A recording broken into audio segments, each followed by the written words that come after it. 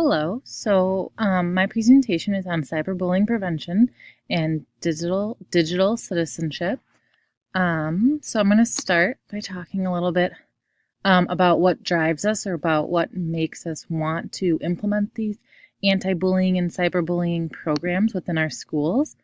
Um, and I think a huge reason for it is to build positive relationships, having the students within the schools and their peers build positive relationships, as well as like the teachers and the students and the teachers and the parents all kind of working together to prevent bullying and to prevent students like low self-esteem.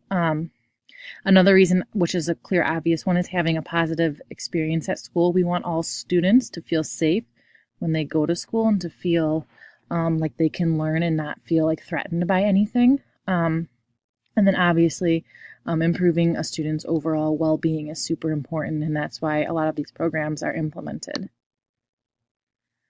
The impact that we hope to make by implementing these anti-bullying and cyberbullying programs is to obviously increase student self-esteem and emotional regulation, and then obviously to decrease bullying.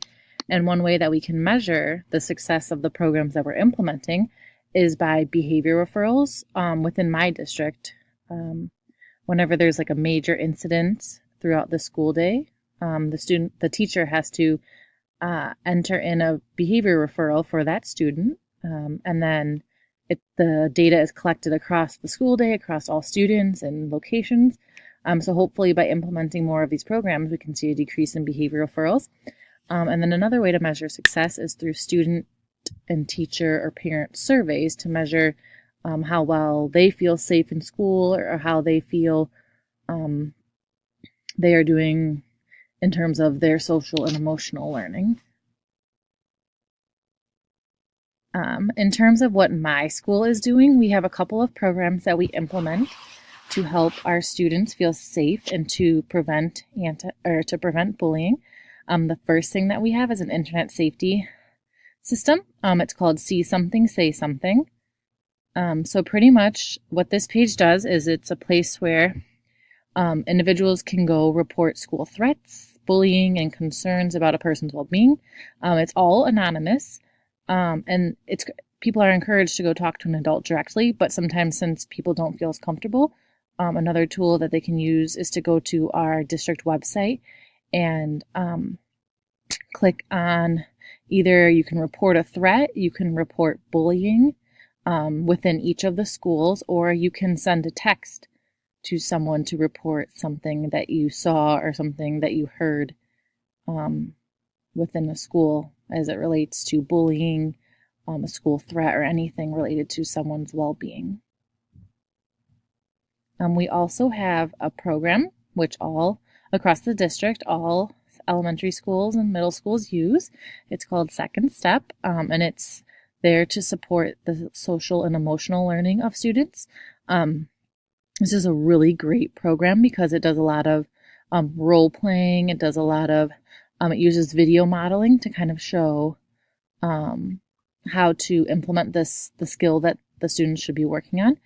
It also has activities that go along with the lessons, and it also has like a school to home connection. And then this isn't necessarily a program, but another thing that we do to prevent bullying is, our zero tolerance policy. And of course, bullying is not tolerated, so students receive severe consequences and are sent straight to the principal's office if there is bullying, because it is not prevented. It is not tolerated. But even though we have these great resources and programs in place, I still feel like we can do more. Especially in the realm of like professional development, teachers could use a lot more training on how to kind of look for maybe signs of bullying that aren't necessarily super obvious, or ways to deal with this within the classroom. And also, I know we do implement Second Step, but to be honest,